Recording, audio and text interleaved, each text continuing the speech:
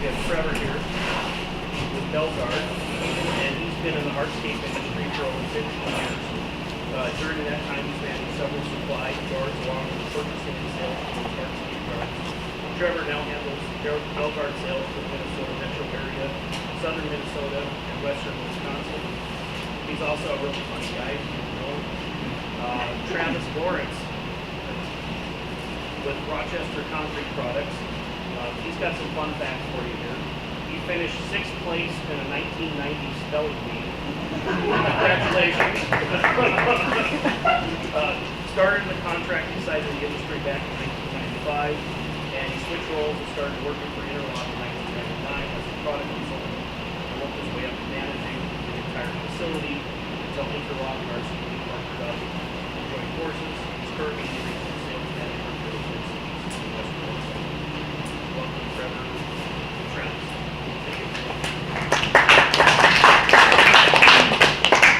For those that don't know me, I'm Nick Soka. I'm the sales manager for Belgard for Central US.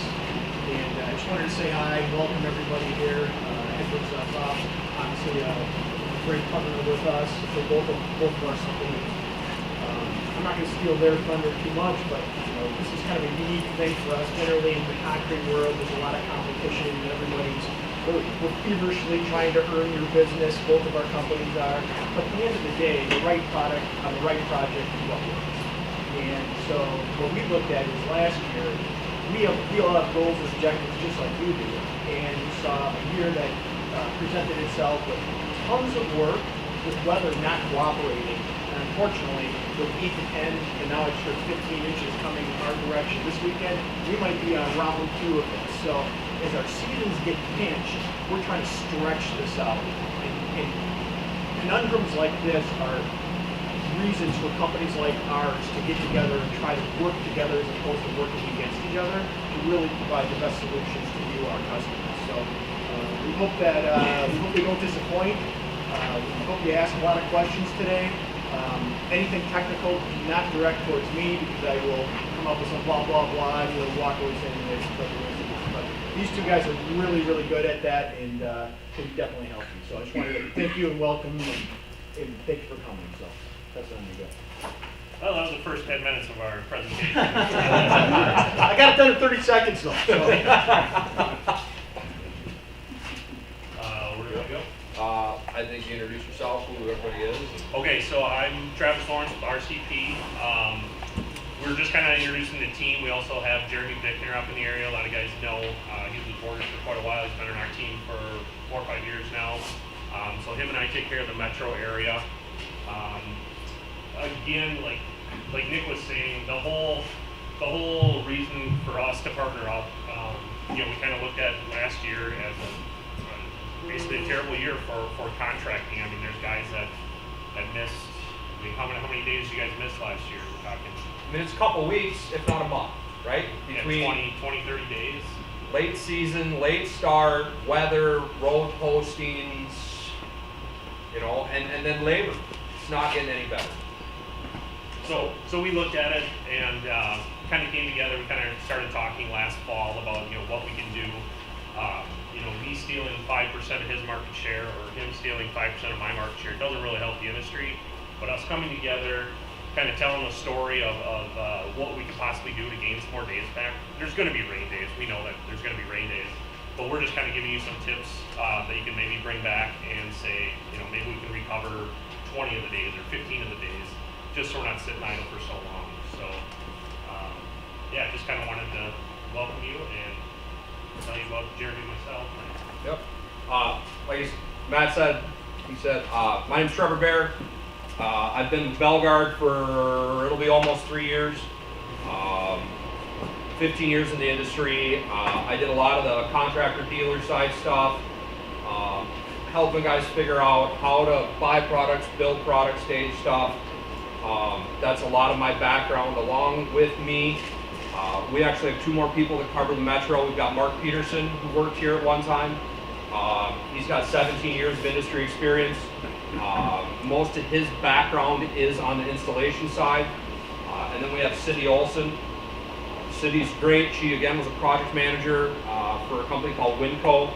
She's She's got about 13, 14 years. So between the two or the three of us, there's 45 years. A phone call away, we can work hands-on on job sites, figure out what you need, how to fix stuff. So as we're going through this, keep that in mind. It's something new, it's something different. Maybe a couple of you have used it before, but we're there. We're just giving the idea right now on what you can do and some ideas to do it. But all of us, including RCP, will come out to a site. And I don't care if it's RCP product or Belgard product. If it's helping you become more efficient, that's what we're going for. And it doesn't necessarily need to be product specific. Like this, most of the presentation is about installation. If you got questions about rock or depth or storage of water, whatever the case might be, we'll try to give you all the information that we have access to. So it doesn't matter the paper, it doesn't matter what you're doing. We're just trying to help your business. So just kind of keep that in mind. Keep our cards.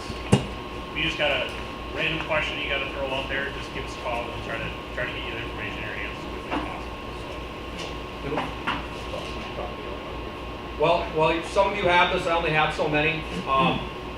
This kind of falls into this is another side of the efficiency stuff. What this is this is our A stock list program. Talking to a lot of contractors, what we found out was sometimes it's not the easiest to buy Belgard products. Certain locations have certain products, others don't. Mrs. Jones adds 20 square feet. You can lose a half day on 20 square feet, and you can't say, no, Mrs. Jones, I can't do it. You have to do it. So what we did was we went around to all our dealers, and we identified, there's about 10 items right here listed that they're all going to have in stock all the time for you. So you're here, you're a Hedberg customer, you do your order, you get your product, all of a sudden the guy's miscut something or you're a layer short.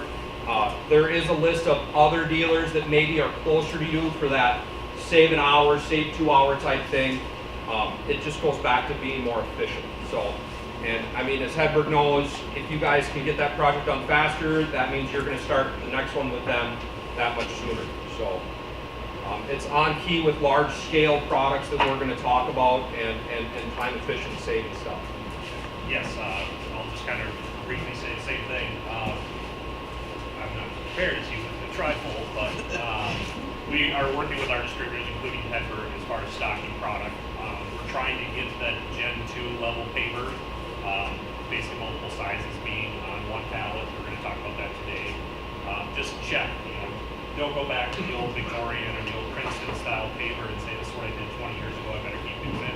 Like, it's evolving. So larger scale is kind of the way it's going to go. And it's going to be the new Holland paper going forward. So just kind of keep that in mind that the stuff that's stocked here is the stuff that's typically moving everywhere else. So if it's popular for you guys, it's probably going to be here. So just check that out moving forward. I don't know if I particularly want to read this whole slide, but this is going to sum up a lot of like what we talked about. Adversities, working together. It's not anymore about, I can take this, I can take that. It's about how do we all become more successful? How do we install some more product? So when you're going through those slides, that's what this is about. Ask questions. I know some of you are going to wonder, well, does this make sense? Why would I do this? And we're here to answer those questions why you should. First part is open graded aggregate. What is open graded aggregate? Some of your benefits. Temperature, open graded aggregate. So that would be 3/4 clear or 3/8 limestone. They don't freeze. You don't have to deal with. It's cute. You don't have to deal with frozen sand or overly wet sand or overly wet base. You're going to get more drainage, so you get into a site that maybe you excavate and water starts to come up. Or even class 2 or class 5 being too dry, where it's just powdered. You run from back overnight, you got to bring hoses on site. Open grading aggregate just kind of eliminates a lot of the variations. Has anybody used open graded aggregate before? As a non-permeable? Yep, few of you here and there, right? Reduce movement. The nice thing about an open graded aggregate system is that when that water is in there and it freezes, because that's what happens to your class 5, there's moisture in there, you get heaving and things like that. It's just the nature of Minnesota, we freeze heavy. With an open graded aggregate system, your water is actually able to transition up and down that base material, so you're going to see less heaving, you're going to see less movement. Less freeze-thaw cycles as well. There's more air in there to kind of keep it balanced, so you're not having the extreme freeze, extreme thaw. It's going to be a slow freeze or a slow thaw. So it kind of eliminates the quick freeze thaws all the time. He's right there. Compaction is going to be a big thing. When you're doing a normal 6-inch lift, you're probably running like a Whacker 1550. You're going to be doing 3 compactions. Each one of those compactions is going to probably take an hour. And on top of that, we all know all 3 guys are running a plate compactor. One's probably he's sitting around or he's not doing something when he could be doing something. And there's just feasibly on a job site only so much you can do while you're running that compactor. And so much equipment you have on site as well. Right. Yeah. Open graded aggregate, 3/4 clear rock. That compaction can be done in 1 lift. You put your 6 inches of rock down, it's technically already 97% proctor, so it's compacted. You can run your plate compactor over it once and you're set. So think of that amount of time. Ease of construction, cleanliness. You don't have the fines and stuff on the job site. You're scooping up 3/4 rock when it's out. There's less sweeping. Especially roadside. A lot of cities make you have it. You have an hour to get it off, or 2 hours to get it off, or end of the day you got to get it off. There's always a pile of dust there. Class 5, Class 2. To clear, you're still going to have some dust, but it's not nearly as much as going to Class 5. And inclement weather. Talking about that, I mean, how many days this year did you get a half-inch of rain after you just got your base done, and now that water's sitting on top of the base, you got to stop for the day, or you've got to dry it out or pump it out or something like that. With an open graded aggregate system, you get a half-inch of rain, it just sits in the bottom, you can continue to work. So that's a time savings right there. You can now pick up a half a day or a day, and you're able to lay product when before you could.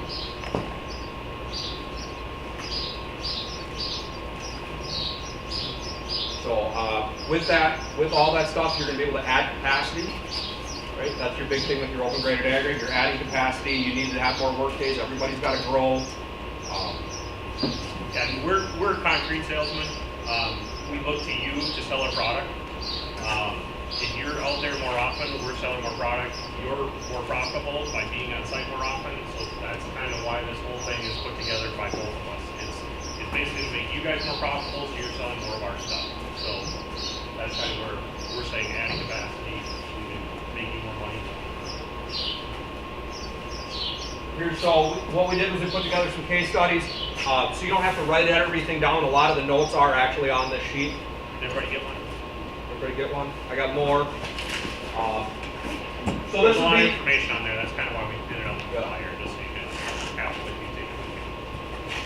So this is your conventional application, right? You got your 6 inches of base, residential backyard. That's what we're talking about right now. Machine access, so you can get a skid loader back there. It's not being dug. It's not some unique situation. This is a typical patio. You can get a skid loader in there. Buckets, you're not going to be dumping the dump truck right next to it, but it's a typical situation. You got your 6 inches of class 5. You're going to be compacting the 2-inch lifts. Your 1 inch of sand, you're going to be screening that out. Your edge restraint, either put in before or after, depending on how you guys like to do it.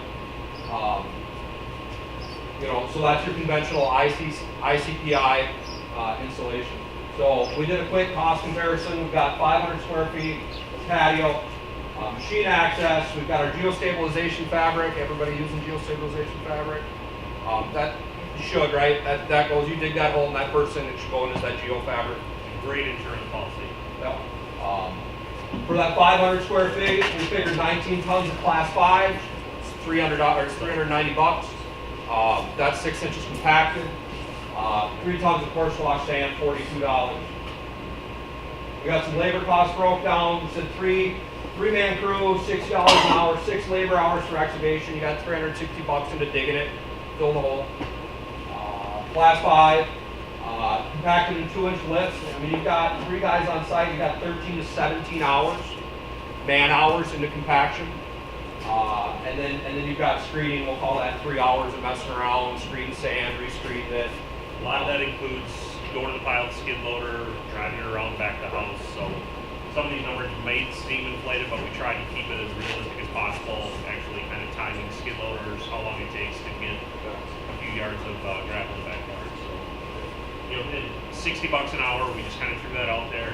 The prices of the aggregate, we just kind of averaged what the typical prices are. Some are higher, some are lower, but we're just kind of saying these are numbers. We walked around a lot of distributors and just seeing what they're selling for. So it's kind of a round number. So just kind of keep that in mind that if you're buying more or less, it's a great possibility that that's the way it is. So when we ran all the numbers the way we did, and let's be honest, $60 an hour is probably cheap for what you're billing some of your guys on site at. But material labor costs for all the subgrade material, you're looking at $2,092, 26 total labor hours. This is our case study we put together, and as you can see, Belgard has a ICP paver detail specification. So if you need this, or if someone has questions on it, or you want it as a backing of this is why we're doing things and this is how we're doing things, and someone's approved it, Belgard has written the specification and approved an open graded aggregate installation. So you have that backing, we're going to stand behind it. What you got here, so if you look at it, you got your geostabilization fabric. You've got 6 inches of 3/4 clear, whether that's granite or limestone. In this case, we did it as limestone. We did it as limestone because it's a backyard patio, it's easy. If I was going to do it on a vehicular application, I would increase the depth of my rock to 12 to 18 inches, but I would also probably go to a granite or something like that. Yep, but on a backyard patio, limestone is just fine. So we've got that 6 inches of 3/4 clear that we're able to compact in one lift. We've got a 3/8 inch chip, which is right here. You're going to screed that.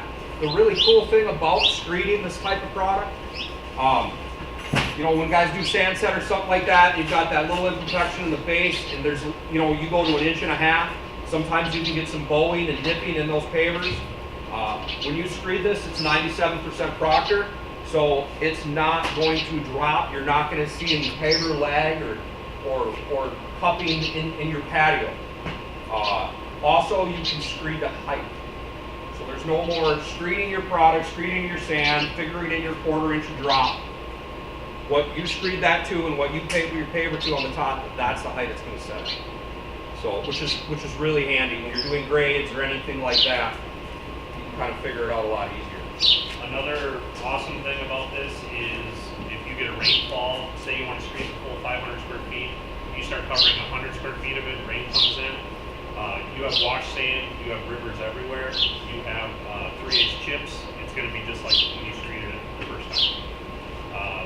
Another advantage is you can pretty much walk on the stuff when you're done. You do just regular wash sand, you get a cat walking across it, you gotta get a trowel out and fix it. This stuff, I mean...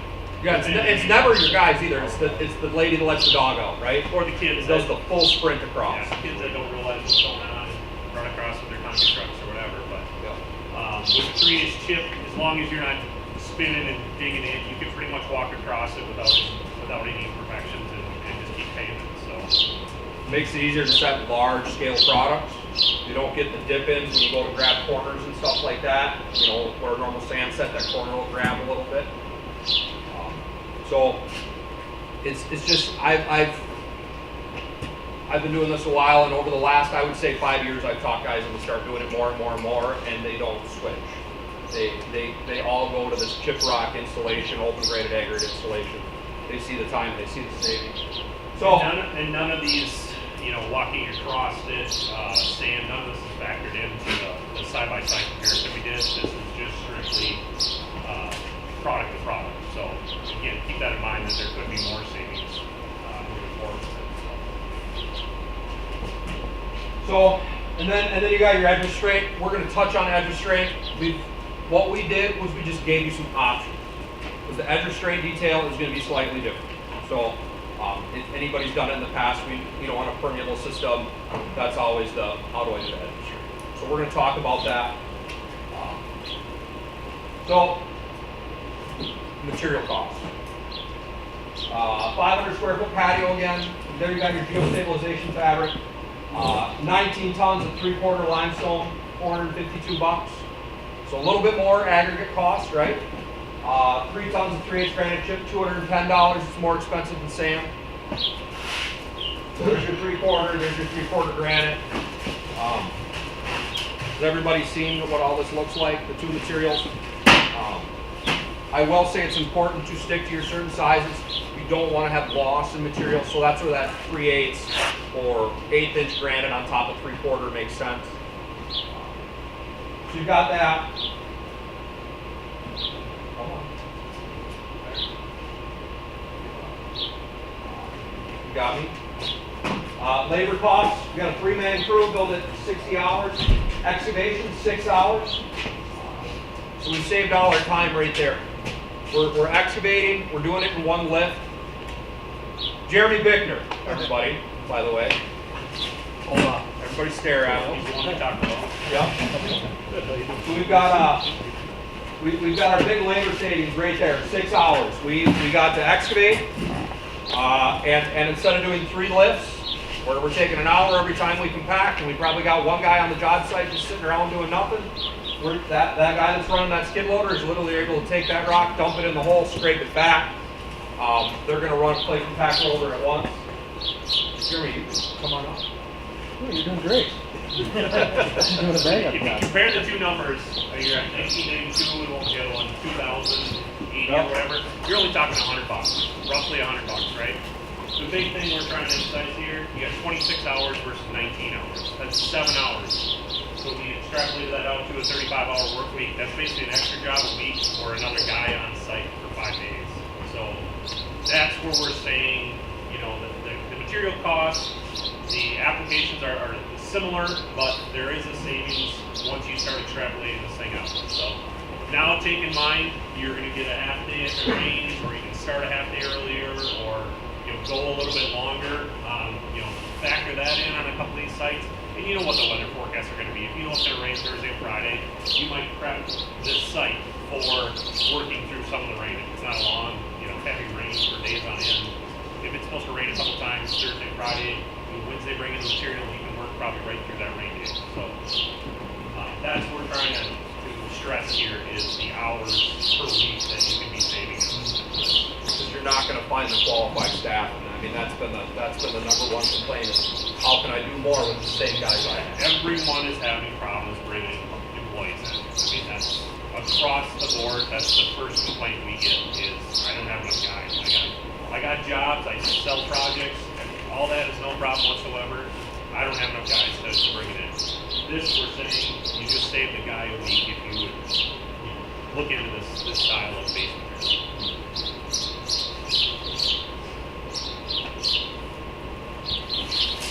Go ahead, question. So, is there any potential downside to this? Give me a for instance. Cost. That's always been the drawback to open graded is it's an extra process at the pit, which costs more money. So cost is always it's not the cheapest. So let's go with the cheapest, which is class 5, class 2, because it's not screened down as far. Go ahead.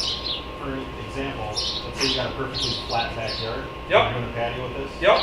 You've dug your You've done your hole. 10-inch deep hole. Yep. So you're gonna fill in with 3/4 inch rock. Yep. And again, this backyard's flat. Yep. Everything's all said and done. Let's say you got a sitting wall on the outside edge. Yep. And it rains a ton. Now you got water coming up. From the bottom, From the which low point of the patio. you would have soft class 5 at the same point too, So right? now you have to incorporate some sort of drain in the lowest end, Yep. which is now ripping up more yards, costing more money, Yep. more material, more labor. So if you had a flat backyard already, right, you're going to be pitching your water off that patio at some point too, and that water's going to go somewhere. I think water mitigation is kind of the important part of this. You don't want to leave someone with a wet backyard. And I think more times than not with our soils, you dig a hole and a lot of times it's already wet, right? That's a big problem. So that's the big problem. I mean, they run into it. I got buddies running every 4th or 5th job working down the Prior Lake. It's that loom stuff clay. It's sticky, and they're working on the 3rd to last lot in the development. So the nice part about that open graded aggregate system is that you can pitch your sub base, you can put in that clear rock, and you can add that drain option. And the other thing we're promoting here is we're not asking for a permeable system. We're still going to put pavers, we're still going to put poly sand on, so it's actually going to shed water. We're just saying this is a way to kind of alleviate some of the issues that we've seen. So if you did have that 3/4 clear rock there, right, and that was done and that got some water in it, once you cap that system, that water should dissipate like it normally would, and you're going to have an impervious system. What if you're not using polymer sand, just regular velocity? It's still pretty much impervious. That sand sets in so hard that it does Yeah, come you're impervious. probably only getting 5% penetration. Yeah.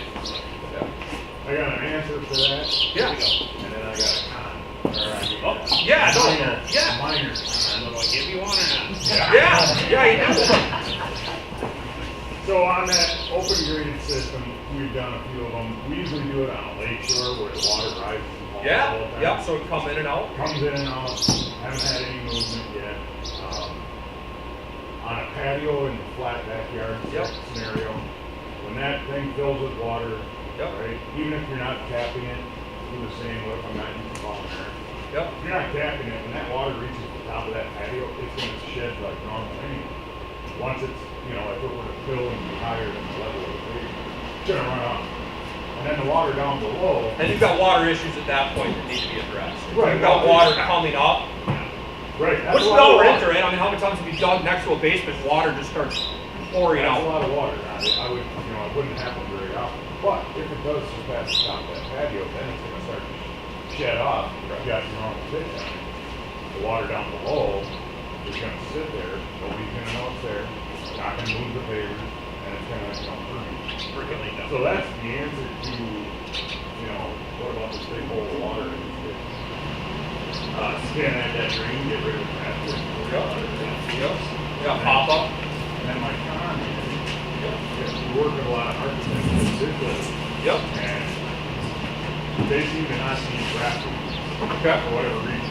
We're still going back to that old diagram, so put the back slides to your traffic road. Yep. How do we get that out there in the architecture? So- And this is acceptable, a body that's going back. Yep. So the cool thing about that is I work for Belgard, which is an old castle company. We're the largest construction supply company in North America. We have a lot of pull. RCP is a big regional player, right? They have a lot of pull. Travis spends a lot of time with architectural firms, going out, getting stuff specified, general contractors. Cindy Olson and Mark Peterson on our side, that's what they do. So, if for instance you have a few architects or anything that you want me to go to and you want to come with, or you just want us to go to, give me a list. That's our wheelhouse. You got 5 architects to work with. Let us Probably already know. Yeah, we'll go talk about it. Just explore, show them, like, we'll go together. Yeah, whatever you want Make to it do. happen. Would you guys That's a consider non-beginner. doing a volume test? So filling like a vessel with aggregate, Yeah. filling it with water, like it was completely submerged, and then showing that the expansion within that. Would you consider getting more of like a picture of what it will take with a permeable base? So that permeable base, the trick is right, it's not permeable, it's not gonna end up being a permeable system. So like a permeable system, I've got tons of stuff where like, they've got these built-in ones and I 5-gallon bucket, I got videos. Yeah. ICPI's got videos where they just dump a 5-gallon bucket and it doesn't make it 2 feet, Right. And it's gone. Yeah.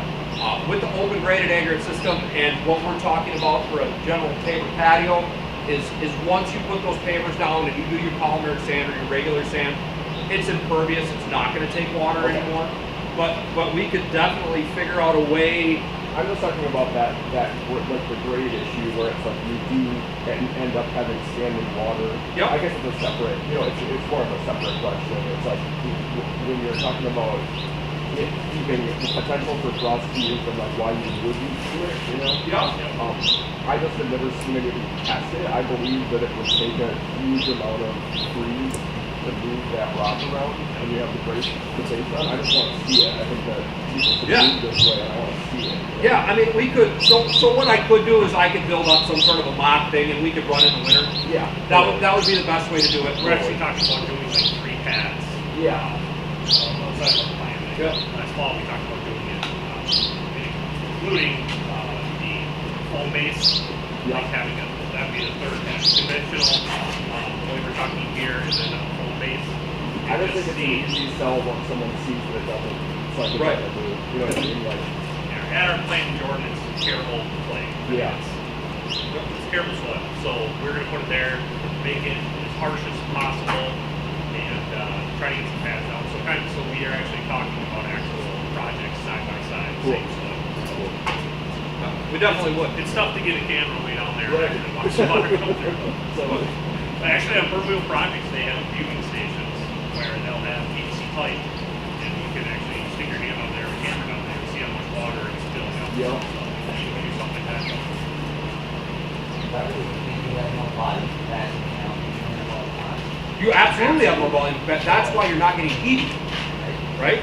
That's why you're not getting heating, because your base, no matter what you do, is going to hold moisture. Your class 5, right? Your 3/4 It minus. just acts like a sponge. It sucks it in, it holds it, it pushes it into the sand. I also think you might see there's an evil word called efflorescence. Never seen it on our stuff, but Right. we heard Well, about it. we get it sometimes. That's water, right? And that water is activating chlorides and salts, right? And that's how you get it. So if I have a dry base, right, and the pavers aren't wet below, I'm going to get less efflorescence. Yeah, one of the biggest causes for efflorescence is just wicking from the ground up. Even Right. the subsoil, it's a real wet subsoil. It's going to go through the class 5, it's going to go right into the sand. It's trying to find a way out, right? So it's going to wick it all the way up, and then where it's going to hit is the top. And then that top is going to push all the chemicals out. That's all this ugly white stuff that we see. So, So, That's a good point. Yeah, it's gonna drier breathe. product. Your base is basically breathing. That's basically what's happening. So, and that's when you get your heating. When your class 5 freezes, that moisture expands, and that's what heats and moves stuff. And the beauty of class 5, right, is that it is that minus material, so it settles back down. But if we could eliminate or remove a lot of the heating, it's even that much easier to deal with as on a site and stuff like that. What you're saying, Travis, is not only, a byproduct of base, not so much the process of, manufacturing. no, it still has to do with cement and stone Right. chemical reaction, but it needs water to activate. So if it's drying, the easiest way out is going to be down. Gravity's going to take it down. Water. But if the water's trying to wick its way up, it's going to follow the stream of water and bring it to the surface. So yeah, it is still part of the manufacturing problem. And if you can fix it, you're a millionaire sitting here. But gravity take it down instead of water pushing it up. It's just going to eliminate a lot of the issues with that. As manufacturers, we're spending hundreds of thousands of dollars a year on admixes and things like that we're trying to retard efflorescence, right? But the cement industry is still trying to make product. It's a tricky industry. Specifications, it's chlorides. That's what's in it. So anything we can do to eliminate it, it just makes it easier for everybody on sites. Homeowners are happier, we're happier. And you'll see efflorescence happen where there's moisture. So on the north sides of the house, under shade trees, where it never sees sun, that's the worst place efflorescence happens. We had a wet year this year. I had a lot of jobs that looked beautiful when they went down. It rained a lot. That stuff never dried, and they started to get efflorescence moving from the top. Open graded. Talk about edging options. We're just going to give you a bunch of options that you can use. We'll kind of touch on what works on what situations and when to use certain ones. But it's ultimately kind of, we just want to get it out there for ideas because it is just slightly a little bit different. So we're going to talk about the first one. We're going to go from hardest to easiest. So, but the hardest is great for certain applications, and I want to at least explain it to you so that when you do run into that situation, you have the answer. So we're going to talk about perm edge, perm chip, we're gonna talk about the quickie edging, geostabilization, geogrid wraps, traditional edging with spiral spike, pedestrian only, and large, small. Don't know why that's in there. It's just pretend that it's not. So our first We put application, this together yesterday, so. Liars. well, we revised it yesterday. Our first application, open graded aggregate, we're gonna do a geostabilization, geogrid wrap. So this is gonna go right over that 3/4 clear. We're gonna roll it out past it. What we're actually gonna do is we're gonna re-wrap around the edging and tie our pavers in when we screen. So you can see, here's where they started. They've got a screed layer, and then they re-wrap that grid over, and they're actually laying the pavers right on the grid. Does anybody know why that works really well? It's tricky, but what does it do? Oh, the edging from moving? You got it. And when you put all the weight on that edge, what happens? It sucks it in tighter. That's Right? what you'll see on this one, so that the edging is on the actual base, and then they brought their screening layer in, and then they're wrapping it over the top of that. So On the top side over or the bottom side? So it's coming through the bottom, Okay. on top of the base, they're putting their edging down, Right.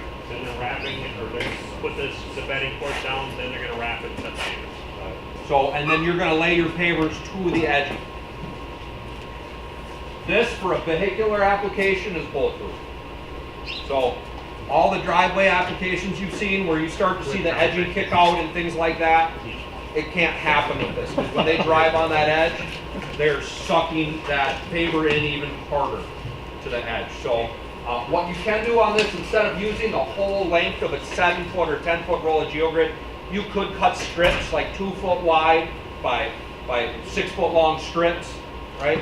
And do those every 4 feet or 2 feet or something like that. It doesn't have to be a continuum. Questions on that?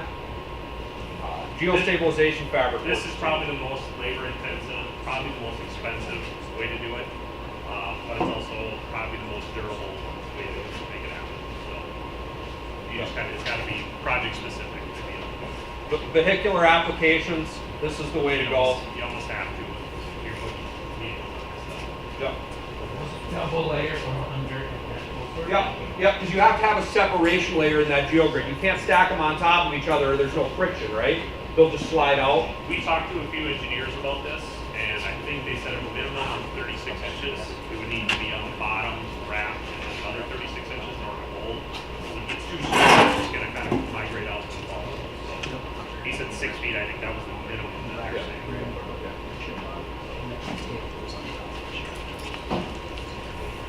This is an SEK product, so they make snap edge, right? So you guys use snap edge.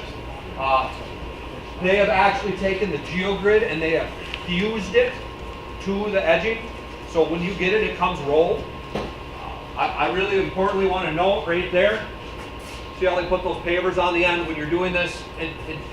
They have to use a very strong, non-flexible geogrid because they have to get a good weld. So when you do use this product, you're just gonna have to put some pavers on the end until you work over up onto it. So, but this is like your geogrid wraps, but it's already fused. Yeah. So you're eliminating that top course going over the top. This is a little bit easier, but again, quite spendy. I mean, that is an expensive cost. Did we figure out how much? It's like $11 a square foot, roughly. It's Okay. expensive. A linear. Or a linear Linear. foot, a linear Yeah. foot, excuse me.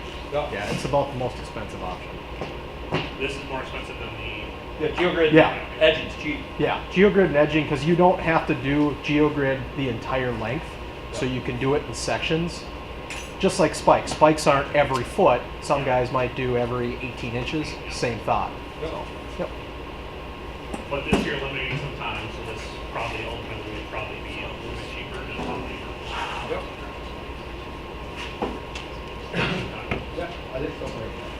Okay, the easy residential applications, spiral spikes. Standard edging, just using spiral spikes. Spiral spikes are going to eliminate the slipping of straight out. It's actually got a twist to get out. Once it starts rusting or adhering to the ground below, it's not going to pull out. So Yep. one extra step. You're gonna get that bite, you're gonna get that bind. It's a really easy option in your backyard patio. Fast. So, And you're not changing styles of how you lay. Yep. Even with the clear days. yeah, use a spiral spike because it grabs in and actually like a bites screw. into all that rock. It's like a ground anchor. It's like a screw essentially. Yep. It's They like don't go in straight. They actually will spin as you're They putting spin them in. Yep. So, and I know spiral spikes are really easy to get. I mean, most of the They're a dealers, little bit most of more, the but suppliers, minimal. minimum. They are more. A little bit more. I heard they were not. They're like Could be $10 they're like a case, maybe. I mean, no, not- they're like $4 a case more. It's Okay. nothing. Nothing. Yeah, it's insignificant. Going back to that previous Yeah. slide, just seeing that it wasn't like a Length full that you patio, recommend? it wasn't I like open, 10s. then you don't have the Um, whole if thing. you can find 12s, obviously. A lot of times, most what's that? It does, and you'll It's find only that 36 or 42. It's they'll want somewhere to in move a there. little bit, 4 but foot. you'll see when you're hitting the It's 4 spike will foot. actually This turn. is wrapped It's a on lot- there. It's It's 4 foot. So basically yeah, a it screw. is. It's You don't need it the whole patio. We're not doing the whole patio. We're just restraining the edge. This That is, makes it cheaper than the wrapping technically. Yeah, with Uh, big patio then. Wrapping is less. The wrapping would be less expensive. The geogrid's not the cost. Whole thing. Nope. no, like that's showing the whole thing just because that's the sidewalk. That's all they're gonna do on that whole project right there, is just that 4 feet or whatever it is. So in this application, if you were to do it the other way, all they would have is they'd have another 4 feet out here, right? They'd put their edging in, they'd wrap their edging back over once they screen. So you're not using spikes at all, like that geo wrap? Nope, there's no spikes. Using spikes? There's no spikes, you don't need them. So, The because one thing that's is- gonna hold better than a What's the spike benefit ever of that? will. What's the benefit of that? Friction. Friction. It's Well, all I don't know, friction. why would you just use spikes? Replacement? Because I'm gonna drive on it. Right? If I'm gonna drive on it or something like that, and I'm gonna put huge downward force on my edge, right? I'm gonna want something that's gonna hold better than anything. I mean, most of your permeable, commercial permeable applications, if they're not doing a concrete edge, this is what they're starting to do with wraps. Big, long walkways and stuff like that. Because you can hit it with some vehicular traffic, and all it's gonna do is just hold tighter.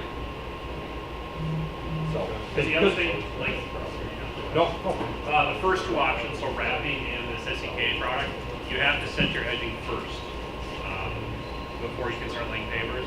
The traditional with the spiral spike, you can put the edging in after, which I think a lot of people do. So keep that in mind.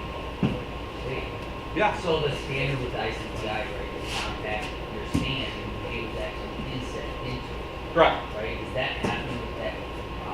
No, This? no. With your 3/4, with your 3/8, there is no interlock. But here's what I'm going to tell you: bigger scale products, pretty much as soon as you start getting over a Holland and into 7x10, 12x12, there's not a lot of interlocking in it. Right. Right? One thing that's so when we first started this whole process, we got a bunch of people together and kind of bounced ideas off of good, bad, ugly. One of the founding fathers of ICPI were in the meeting with us, and we were kind of talking to like, why did you come up with the stone that you did? And we were kind of thinking, it's optimal for interlocking, whatever. Basically, they looked and said it's what the manufacturer had on site for making product. So that was why they rolled the spike the way they did. Was we have it on site, we want them coming and getting papers, they can get the aggregate too. Let's write it in. That's basically the way the spec was written. Back in 1982, well, a lot has happened since 1982. The question we get on this whole thing, does ICPI accept this as a application or a spec? They don't at this point. The ICPI meetings, they have conferences. It was actually last weekend. Our president went down there. Our president went down there, and during the construction process, he wanted to bring it up. Have you heard how that went?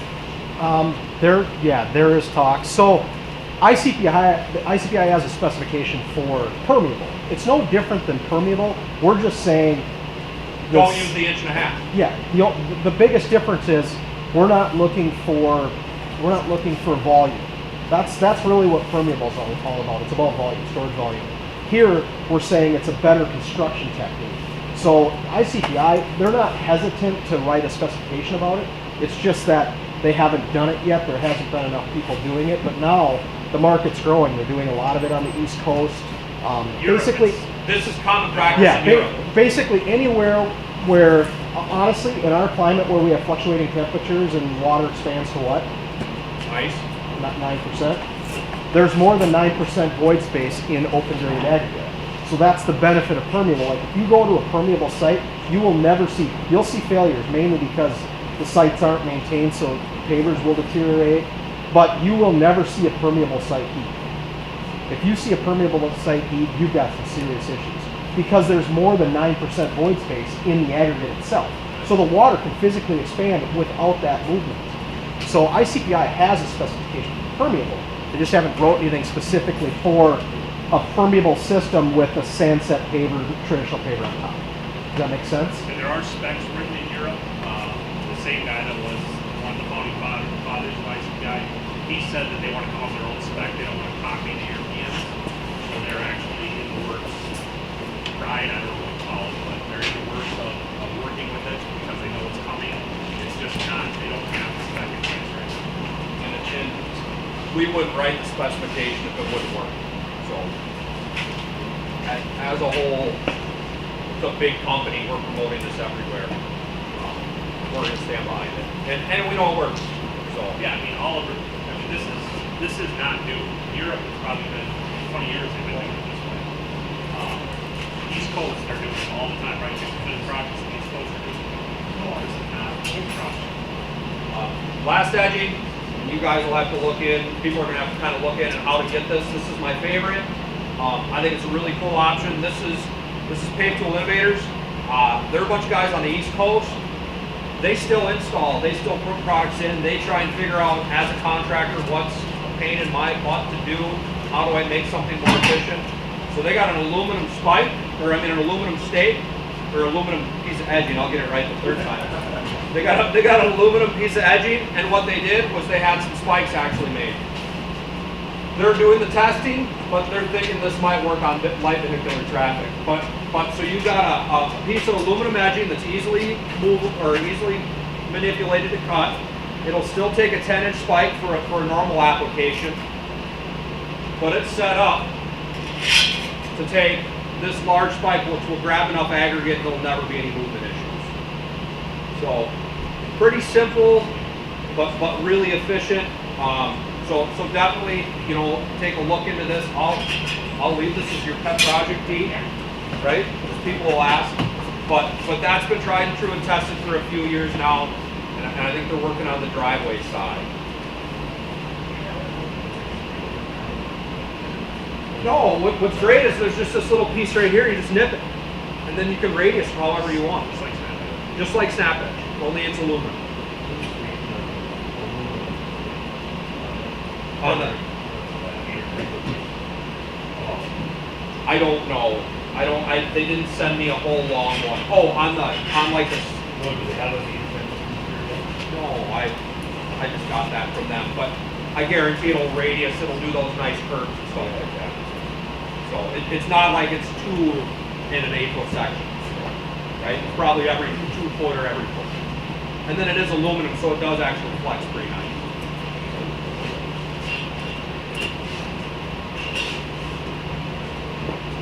Any more questions on open graded aggregate or edging? Yes.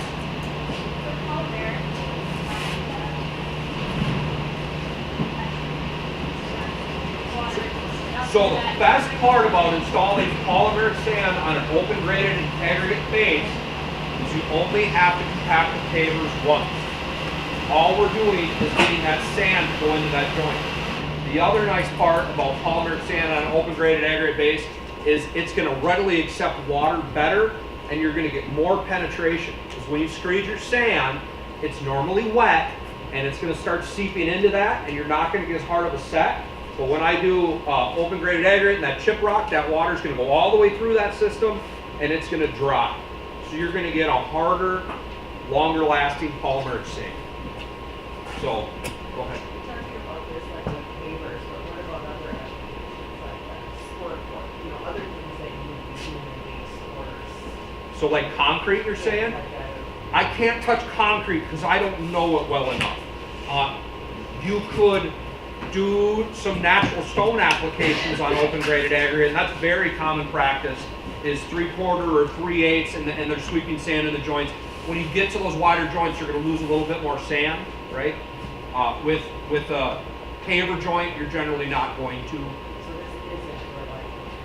No, just- no, I don't. I can't imagine it'd be much different. Yeah, it would come down to their screed layer and stuff like that.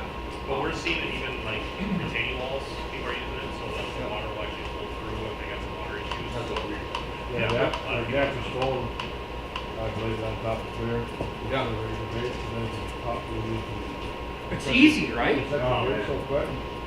Walls are way better. Walls are way faster, and you know you hit your compactions and everything like that. Now water can move in and out, and it can flow through and all that. So, That had, so this, I have like 10 of these.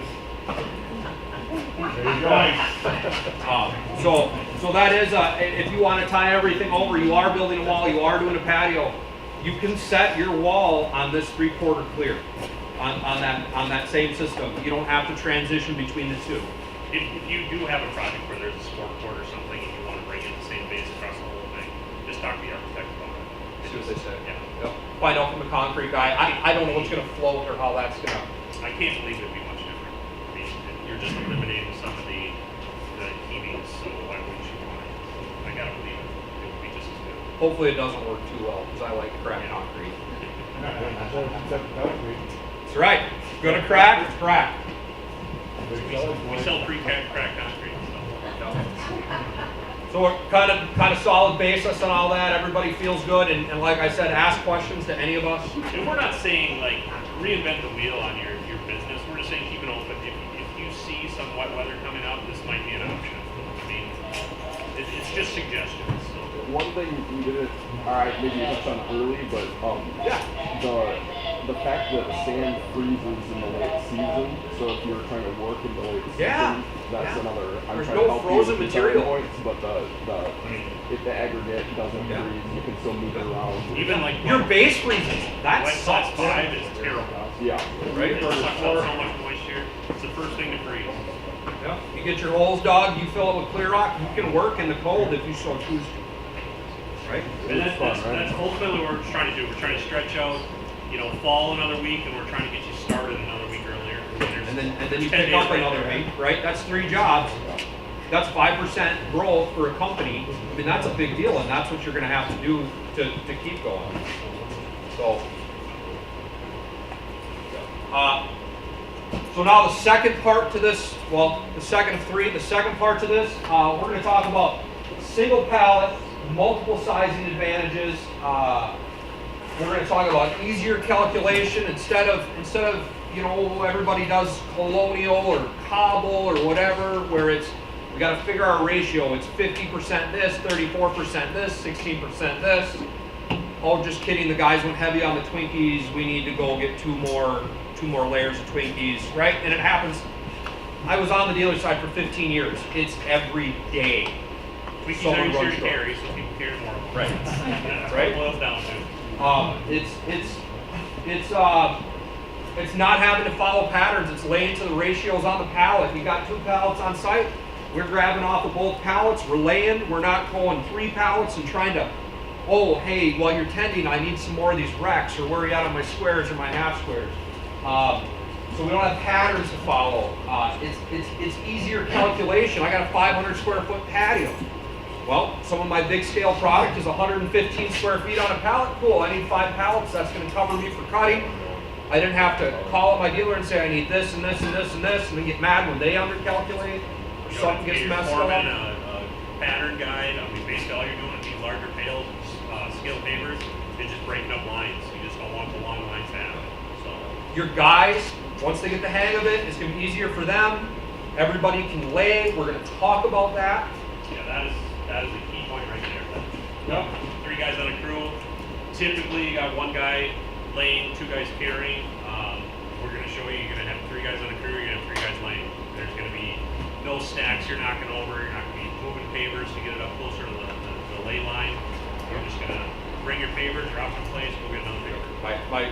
All of a sudden you're further out and you got to pick up extra pavers. I mean, That's all those little things. It's 10, 15, 20 minutes in a project that add up to an hour when you could be doing something else. We're going to talk about design considerations when using some of this larger stuff to save some more time. One of the things we're going to talk about is using common dimensions, whether you're the installer or the designer. I think it's really something that some people don't pay attention well enough. If I'm using a product that's maybe it's Minnetonka and it's divisible by 8, I'm going to design my patio divisible by 8, right? When it's our product, ours is maybe divisible by 7 or 6, but we're going to find a common, and we're going to use that dimension so that we're saving some time on cutting. Because cutting is not what it used to be. Grab the chop saw, cut dry, here we go. I mean, they haven't this last couple of years cracked down, but they're going to eventually pull off the commercial guys and start checking residential. You know, are you following all the laws? And I work for a pretty safety-oriented company. Silicosis is no joke. So it's good to minimize your cutting, and it's good to take care of your employees. So because it can get you way down the road when you're just retiring and all of a sudden you got a lawsuit on your hands. So if you minimize cutting and you're cutting correctly, you're just going to save more time and you're going to have a better place to work. So we're going to talk about, like I said, minimize cutting, matching accent thicknesses. You know, as designers, I know certain things look pretty, but if we're using a 60 mil, let's use a 60 mil paver. If we're using an 80, let's use an 80 for an accent. Seems simple, but it happens all the time. Yep. Somebody will spec something out and it's a 80 mil soldier with a 60 mil paper, and now you're cutting in all around the printer, and it takes time. 3 1/8 versus 2 3/8. And we're here. Call any of us. Hey, I really like this. What do you have for this look? You know, that's not this, but it's an 80 mil, and we might have some great options for you. And then functionality, just how different products function better in certain areas and stuff like that. So, and I don't want anybody to have to sacrifice design capability to make a really good looking project. I think this is a really great example. If you look on this, it's a front entryway. This is Mega Dublin, and they use a charcoal soldier. They've got some really cool square stuff going on. It's a walkway. They used a charcoal accent, but if you look, there's no cuts, right? We laid to full block, we saved time. I mean, how much faster is that? You spend hours cutting sometimes. So, and I'm not saying you can't have radiuses, but pick where you do them. And I'm sure most of the guys on site actually would rather not cut a lot. The guys that are foremen, right? Yeah, we're not saying from a design standpoint, we're not saying just do squares, rectangles. Like we're just saying keep this in mind. If you want to get creative on a couple places, absolutely. But if you're really looking to catch up some time, you know, think to go full pieces, no cuts. Again, seems obvious. You'd be surprised how many people on the blueprint that says 11 feet, they're going to cut it to 11 feet instead of going to 11.2 inches or 10 inches. Right. It's right up to the very edge. It's just extra time for you guys. You can maybe Get you guys on site. Find your common if your designer didn't work with that dimension. I mean, really simple here, right? Everything needs a soldier course these days. It seems like that doesn't. And that's a nice, clean look. There's no soldier course. There's no cuts. You're not going to get the rolling on the edge of these bigger papers, like some of the smaller old ones. No. You can step on them and see if they roll out. The bigger ones are let down the mass there, but they're going to stay flat. So you don't necessarily need soldier courses. We'll always promote soldier courses as a safer, but something like this, a large scale project, a 4 foot wide, you might only have 3 seams in it. You're probably going to want without a soldier course for and again, less product on site. This is a porcelain application. If anybody's ever done porcelain, it's not fun to cut. Yeah, it's 38,000 PSI, right? But you can look on this project, look what that designer was starting up. There's only one section that needs cutting on that 45. So, really cool look, really different. This won an H&A award, so it's pretty cool. It's actually an Iowa. So, but I mean, look, great design, cool, different, minimal cuts. Here's 3 different types of papers with soldier course on the outside. Same thing, just kind of match the house's style. You know, we've got the accents and everything in there.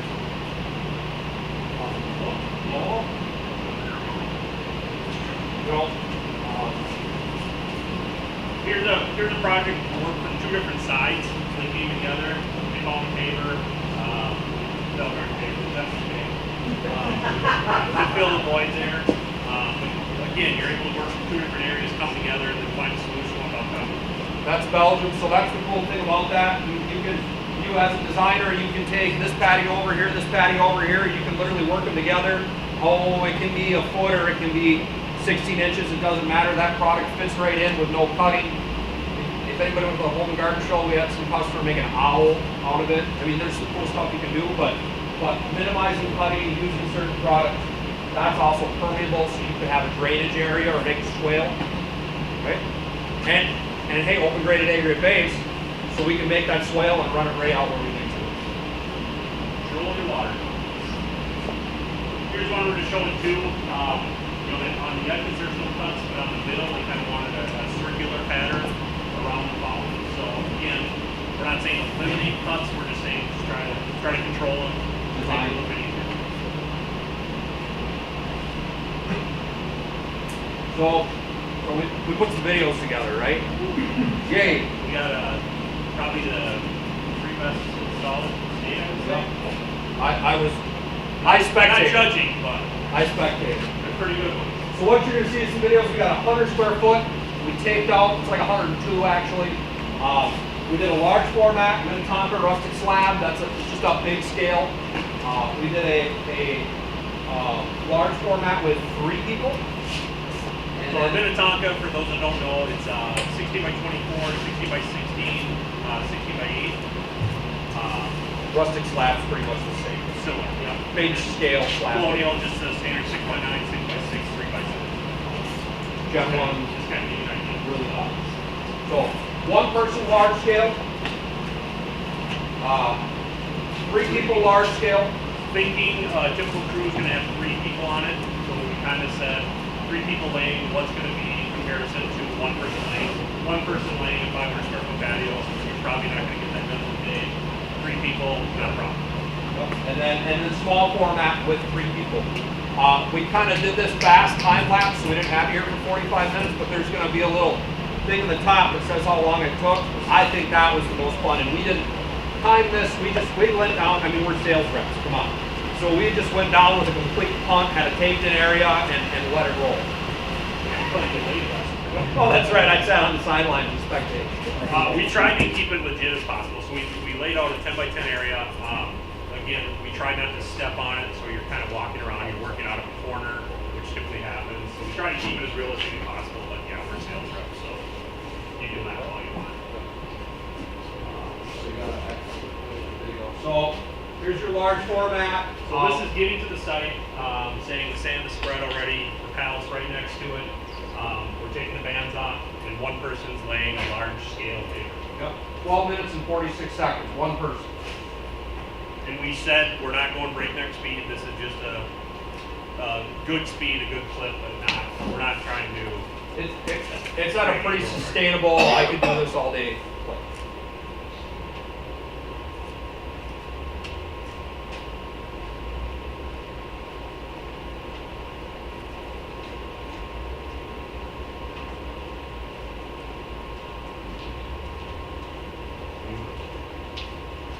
You do good work, Red.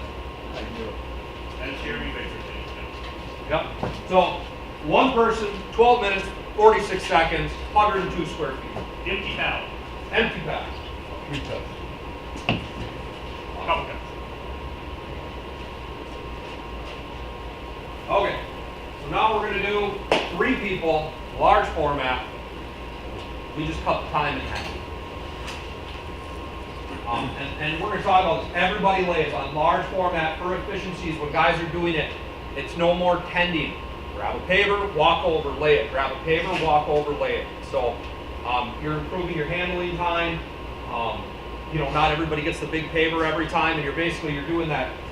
You know, that centipede. You're just everybody grabs, everybody lays. Everybody grabs, everybody lays. And we did find, I mean, obviously the 3 of us haven't laid together before. Ever.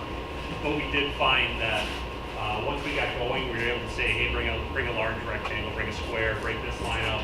So we're kind of working together, but it took a bit. So if your crew's been working together for years, that's just going to come more naturally. So this time, again, it's not breakneck speed, but it's just something we threw together on a snowy day and made it happen. So we're almost 13 minutes and now we're just a hair under 7. So, a lot faster. And then last but not least, everybody's favorite from the 90s. This is a three-piece combo pallet. So 13 minutes and 41 seconds with 3 people. That's a big deal. That's time, right? You know, and over that project of 500 square feet, that's an extra 30, 40 minutes on a job site you're saving. Just keep in mind, watch the pavers just float around the patio, and how many times you're moving them and moving the piles, and you don't go through a whole pile, so there's 2 laying there, the guy's gonna trip on it, so then he kicks it over. So 1341, now look at the back. Look at how many pallets of pavers are left over. I got 3 pallets I gotta take off the job site. I'm trying to get off the job site in 1 visit, right?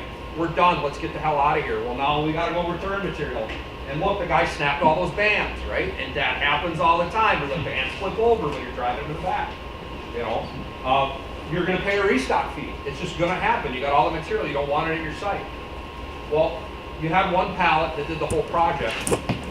And there's an efficiency that comes into that, so. And I'll say when we were laying this one too, communication was a lot worse, other than I just need some more racks of that. When 2 guys were on the ground laying, the lines started growing a little bit quicker. So in reality, we would probably have to go back, pull pavers, break up lines. So this technically wouldn't be done in a real situation. The other thing you'll notice is, what's one of those guys doing? Just 10. Not only that, but what's the other one doing? Watching. On his knees. On his He's knees. on his knees. Yeah, being on your knees is not efficient. And you're not going to get on your knees with large format pavers. You'll be bending, crouching, but you will not be on your knees. So the other thing with when you're on your knees with small format pavers, what tends to happen is you're staying as close to the field as you can, so you're not reaching. So what you'll find is with smaller format, you'll tend to start sinking your pavers in, even on like a chip material. The pavers will start to roll. They're just smaller pavers, so it becomes the gaps tend to grow a lot quicker that way as well. With large format, you don't see that. Make sense, kinda? Questions? Compliments? Right? So, yeah, that's where I fit. Oh, hey, again. Question, is there any reason why somebody would want to do the smaller ones? I mean, It's what you're used to. Because Maybe it's a of the small weight? area. Go ahead. Don't the smaller ones interlock a lot more though? Like, let's just say you're doing a driveway out of giant pavers and it's a circular driveway. You get those tires turning on there, stuff can ship. Because there's not as much interlocking. Technically, ICPI says anything over 100 square inches you can't use on a driveway. So a lot of these large format pavers. You're going to get down to like the Serrano, Mazzano, Lafitte size, not the. You're not going to be using this type of paver on a driveway. In reality, you shouldn't. Yep. It depends on your radiuses and how you move it. And again, design stuff, right? We can 75% of the projects we can design on this and go faster, then let's do that. And when it comes to we need a structural product, right? That's where we got to look into designing. And I mean, I've had it happen on small pavers. I kid you not. The driveways are just that tight, you know, and you get chipping and they push into each other. You know, but that's sometimes you can design around that, right? You can. We're not going to do a radius drive around, and here's why. Yeah, it's kind of a catch-22 because if you use a real small paver, you got a lot more polymer saying you got more interlocking going on.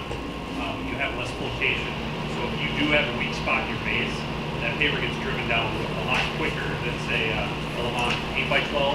There's a lot more surface there that if you do have a weak spot or a stake was in the ground where you were doing your base at, it's gonna bridge over it a lot easier. So you're not gonna get that dip as quick. So it's kind of a catch-22 as far as strength goes. Honestly, ICPI has proven that the strongest paver ever made was the old C paver. It looked like a Holland. because there's more surface area on the actual paper itself. So, but I think we stopped making that. So what we did, real quick, more map, right? And that's on your sheet. We wanted to do a 500 square foot patio and compare the math so that you can know the dollars and cents and what it means. Because your small scale products are a little less expensive compared to your large scale. It's a little trickier to make in a machine. We kind of see it small format. We run through the labor hours, the material. Like I said, keep note, lots of pallets we got to deal with on the small side. We're going at 2153. We're going to a large scale product. We're looking at 2471. So 200, 250 bucks. That's really the difference in cost. What's that? Yeah, so that's cost. So it's costing $250, $250 more to do a 500 square foot patio, right? Just dollars. Yep. It looks, larger scale looks better for 250 bucks. You can probably sell it for more. Right? That's the big thing there. I would say open the eyes to the newer papers, the Gen 2 type papers.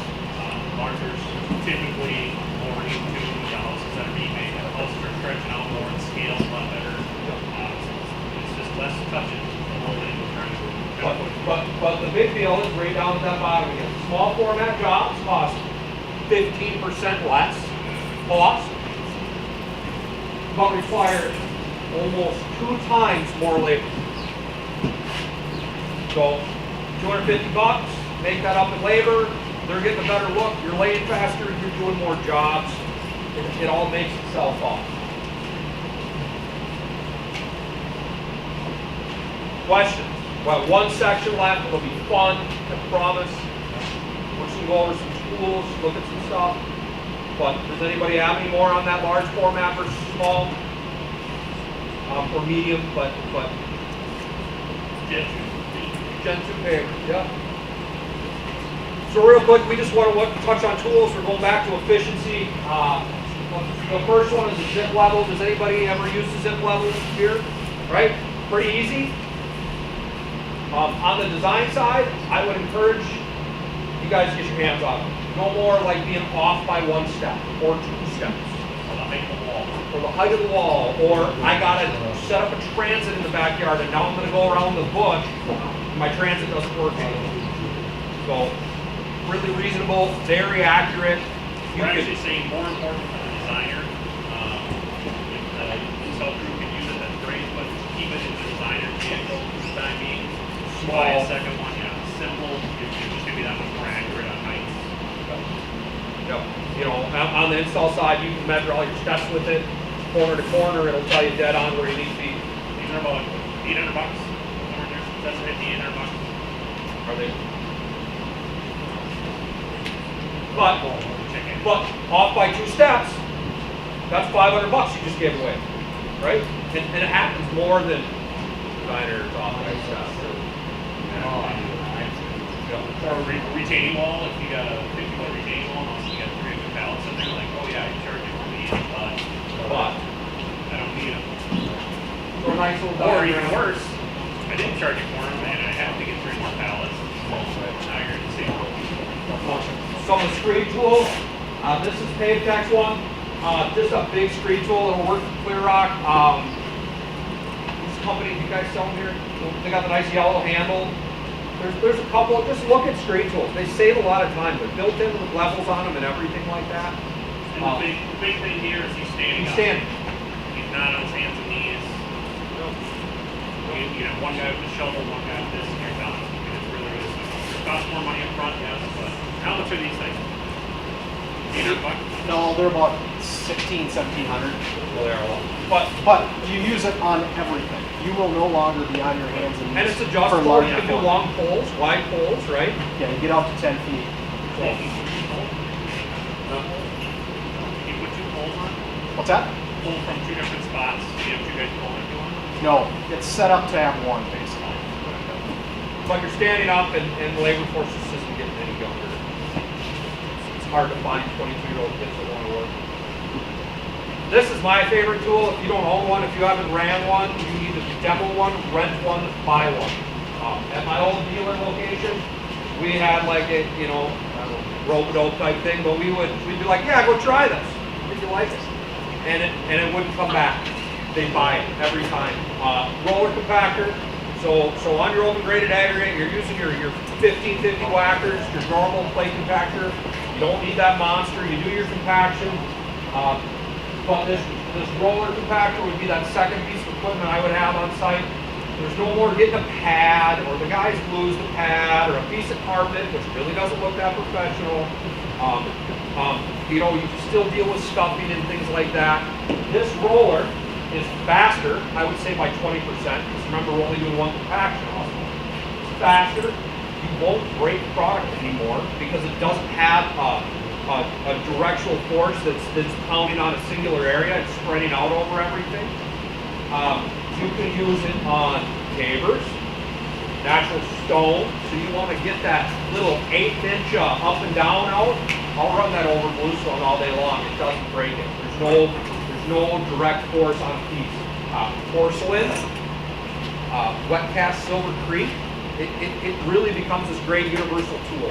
And it's wheeled, you just drag it out there, you roll it on, and you start working. Yeah, all it is basically 4 poly wheels underneath it, like a kneading board for cooking or a rolling pin or whatever. They're just rubber on there, so they're really easy on the paver. It sets polymer sand really nice. Drives it all the way down, especially on the bigger pavers, so there's less gaps, so it kind of pushes them along and drives them right in there. So does it vibrate? The top head is, if I took a paver compactor and a roller compactor and put them together, they're identical. It's the face that's just different.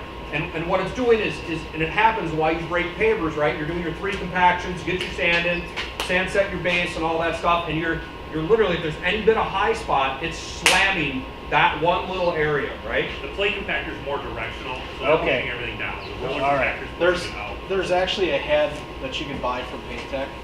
The challenge is it's 2/3 the cost of just buying that machine. Well, But there's a Hedberg head that you can bolt on to. Hedberg rents one out. Okay, perfect. You guys rent it. But there's a Yeah, head that you can buy that you bolt to. an Someone bought it existing last year, plate. so we'll buy another one, Yeah. but Yeah, if you're renting them, that's awesome. And those basically your 1550 will attach to that, and now you have a 2-for-1. And rent them. Make sure that you like it, the style or whatever.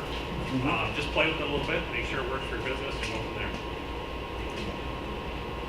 So, and like I said, you can use it on everything. It's just really nice. So What do we say? $5,500 pretty much buys everything. This line, the pole, and the roller compactor. $5,500 buys everything. No, it's $6,000-7,000 you get everything. But then because there's vacuum lifter too. Oh, there's one more. Yep. if I had to pick the 2 tools I get a zip level and I get a roller compactor. Those are the 2 things that really should Every job have. should have that. And we're saving time. And then the last tool, airlifts. There's a lot of different airlifts out there. If I really have to be honest, large scale products or most of the jobs, I've used the airlifter a bunch. I don't find them all that efficient to pull pallets off or to take product off a pallet and lay it. It's just not. Okay? But where you're grabbing it and then pulling it above your head, and that gets a little cumbersome. Right? But where it is efficient on your job site is the guys were going, they've got some bond lines, we broke something, something's chipped, something's rejected by the homeowner, walk up, grab it, pull it out, put a new one in. Fix a bond line, things like that. So You eliminate the screwdrivers snapping at the edge of the pavers next to it, all of a sudden one paver ends up to be 6 pavers.